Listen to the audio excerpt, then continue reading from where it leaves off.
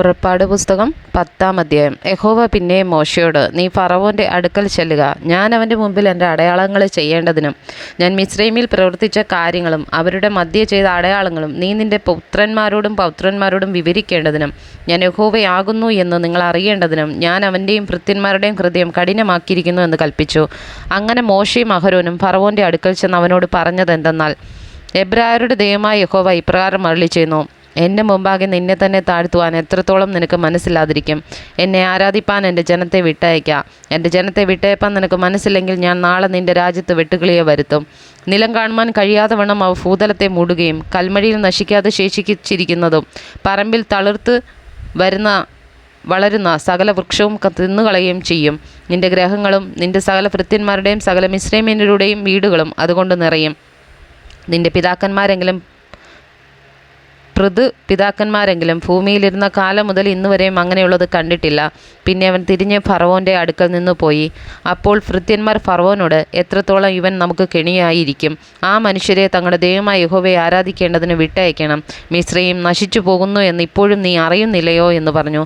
അപ്പോൾ ഫറവോൻ മോശയും അഹരോനെയും വീണ്ടും വരുത്തി അവരോട്, നിങ്ങൾ പോയി നിങ്ങളുടെ ദൈവമായ യഹോവയെ ആരാധിപ്പീൻ. എന്നാൽ പോകേണ്ടുന്നവർ ആരെല്ലാം എന്ന് ചോദിച്ചതിന് മോശ, ഞങ്ങൾക്കും യഹോവയുടെ ഉത്സവം ഉണ്ടാകൊണ്ട് ഞങ്ങളും ഞങ്ങളുടെ ബാലന്മാരും വൃദ്ധന്മാരും പുത്രന്മാരും പുത്രിമാരുമായി പോകും.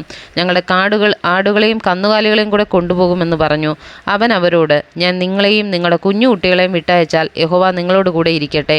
നോക്കുവിൻ, ദോഷമാകുന്നു നിങ്ങളുടെ ആന്തരം. അങ്ങനെയല്ല, നിങ്ങൾ പുരുഷന്മാർ പോയി യഹോവയെ ആരാധിച്ചുകൊള്ളീൻ. ഇതല്ലോ നിങ്ങൾ അപേക്ഷിച്ചത് എന്ന് പറഞ്ഞ് അവരെ ഫറവോൻ്റെ സന്നിധിയിൽ നിന്ന് ആട്ടിക്കളഞ്ഞു. അപ്പോൾ യഹോവ മോശയോട്, നിലത്തിലെ സകല സസ്യാദികളും കൽമഴയിൽ ശേഷിച്ചതൊക്കെയും തിന്നുകളയേണ്ടതിന് വെട്ടുക്കിളി മിസ്രയീം ദേശത്ത് വരുവാൻ നിന്റെ കൈ ദേശത്തിന്മേൽ നീട്ടുക എന്ന് പറഞ്ഞു. അങ്ങനെ മോശ തൻ്റെ വടി മിസ്രയീം ദേശത്തിന്മേൽ നീട്ടി. യഹോവ അന്ന് പകൽ മുഴുവൻ രാത്രി മുഴുവൻ ദേശത്തിന്മേൽ കിഴക്കൻ കാറ്റ് അടുപ്പിച്ചു. പ്രഭാതമായപ്പോൾ കിഴക്കൻ കാറ്റ് വെട്ടുക്കിളിയെ കൊണ്ടുവന്നു. വെട്ടുക്കിളി മിസ്രയീം ദേശത്തൊക്കെയും വന്ന് മിസ്രയീമിൻ്റെ അതിർക്കകത്തൊക്കെയും അനവധിയായി വീണു. അതുപോലെ വെട്ടുക്കിളി ഉണ്ടായിട്ടില്ല, ഇനി അതുപോലെ ഉണ്ടാകുകയുമില്ല. അത് ഭൂതലത്തെയൊക്കെ മൂടി ദേശം അതിനാൽ ഇരുണ്ടുപോയി. കൽമഴയിൽ ശേഷിച്ചതായ നിലത്തിലെ സകല സസ്യവും വൃക്ഷങ്ങളുടെ സകല ഫലവും അത് തിന്നുകളഞ്ഞു. മിസ്രയീം ദേശത്തെങ്ങും വൃക്ഷത്തിലാകട്ടെ നിലത്തിലെ സസ്യത്തിലാകട്ടെ പച്ചയായതൊന്നും ശേഷിച്ചില്ല. ഫറവോൻ മോശയെയും അഹരോനെയും വേഗത്തിൽ വിളിപ്പിച്ചു, നിങ്ങളുടെ ദൈവമായ യഹോവയോടും നിങ്ങളോടും ഞാൻ പാപം ചെയ്തിരിക്കുന്നു.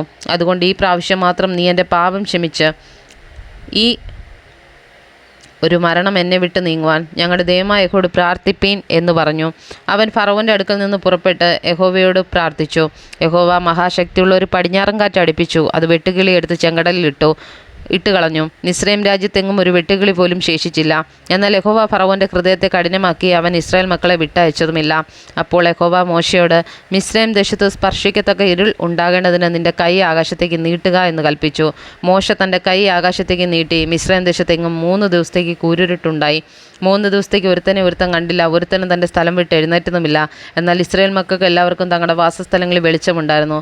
അപ്പോൾ ഫറവോൻ മോശയെ വിളിപ്പിച്ച്, നിങ്ങൾ പോയി യഹോവയെ ആരാധിപ്പാൻ നിങ്ങളുടെ ആടുകളും കന്നുകാലികളും മാത്രം ഇങ്ങ് നിൽക്കട്ടെ, നിങ്ങളുടെ കുഞ്ഞുകുട്ടികളും നിങ്ങളോടുകൂടെ പോരട്ടെ എന്ന് പറഞ്ഞു. അതിന് മോശ പറഞ്ഞത്, ഞങ്ങൾ ഞങ്ങളുടെ ദൈവമായ യഹോവയ്ക്ക് അർപ്പിക്കേണ്ടതിന് യാഗങ്ങൾക്കും സർവാംഗ ഹോമങ്ങൾക്കും വേണ്ടി മൃഗങ്ങളെയും നീ ഞങ്ങൾക്ക് തരയണം.